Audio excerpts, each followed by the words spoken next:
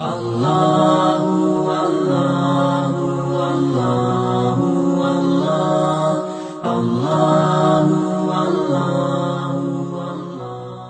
للہ وحدہ لا شریک لہ والصلاة والسلام علی من لا نبی بعدہ۔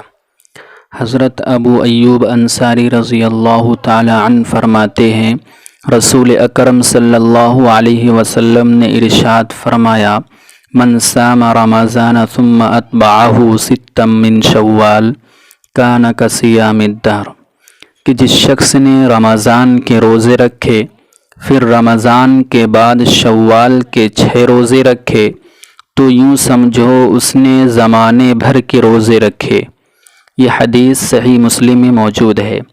حضرت ابو ایوب انصاری رضی اللہ عنہ فرماتے ہیں کہ میں رسول اکرم صلی اللہ علیہ وسلم سے سنا، آپ نے ارشاد فرمایا، من صام رمضان وستا من شوال فکأنما صام سنۃ کلھا، جس شخص نے رمضان کے روزے رکھے پھر شوال کے 6 روزے رکھے تو یوں سمجھو اس نے پورے سال کے روزے رکھے۔ یہ حدیث مسند احمد میں موجود ہے۔ یہاں پر 3 باتیں اچھی طرح ذہن نشین کر لیں۔ پہلی بات یہ ہے کہ ایک حدیث میں زمانہ بھر کا ذکر ہے اور ایک حدیث میں سال بھر کا ذکر ہے۔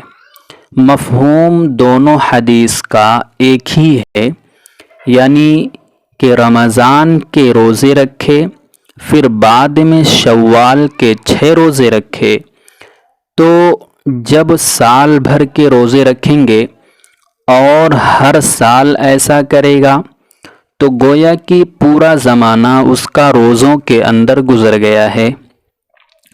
رسول اکرم صلی اللہ علیہ وسلم نے گویا کہ شوال کے 6 روزوں کی ترغیب دی ہے۔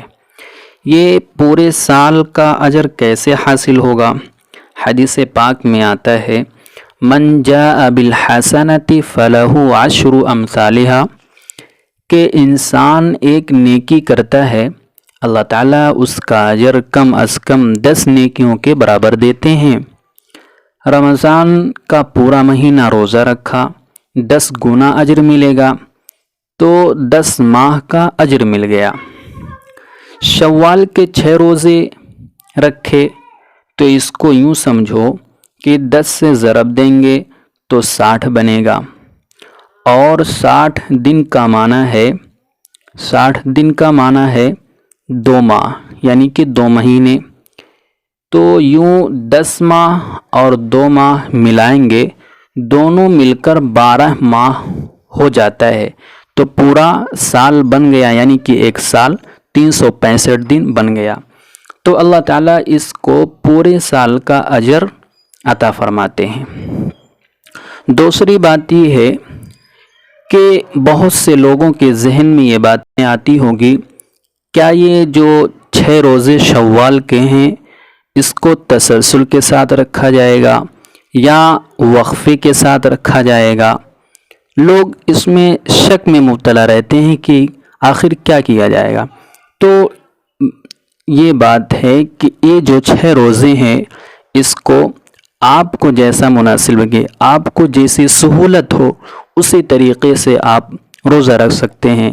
مثال کے طور پر آپ روزہ رکھ لیں 5 تاریخ کو، 5 شوال کو، پھر روزہ رکھیں 7 کو، اسی طریقے سے 11 کو، جیسے آپ کو سہولت ہو اسی طریقے سے روزہ رکھ سکتے ہیں۔ اگر آپ چاہیں تسلسل کے ساتھ روزہ رکھنا تو بھی رکھ سکتے ہیں، اور اگر آپ چاہیں وقفے کے ساتھ تو بھی رکھ سکتے ہیں، دونوں باتیں درست ہیں۔ تیسری بات یہ ہے کہ اگر کسی شخص کے رمضان کے کچھ روزے رہ گئے ہوں تو اس کو چاہیے کہ اپنے فرض روزے رکھے، وہ جو قضا ہیں پہلے رکھے، ان کا حق پہلے ہے، نوافل کا بعد میں ہے۔ کہیں ایسا نہ ہو کہ 6 نوافل کے روزے رکھے اور زندگی وفا نہ کرے، آدمی بیمار ہو جائے یا کسی اور چیز میں مبتلا ہو جائے یا دنیا ہی سے چلا جائے اور روزہ نہ رکھ سکے۔ اس لیے پہلے اپنے قضا روزے پہلے رکھے، اور یہ نوافل روزے بعد میں رکھے۔ اللہ تعالیٰ فرائض کے ساتھ نوافل کی بھی توفیق عطا فرمائے، اور فرائض کی کمی اللہ تعالیٰ اپنے کرم و فضل سے نوافل سے پوری فرمائے۔ تو نوافل کا اہتمام بھی کرنا چاہیے۔ اللہ تعالیٰ عمل کی توفیق عطا فرمائے، آمین۔ ویڈیو کے نیچے سبسکرائب کے بٹن پہ کلک کریں، بیل کے آئیکن پہ کلک کیجئے تاکہ ہر نئی ویڈیو کی نوٹیفیکیشن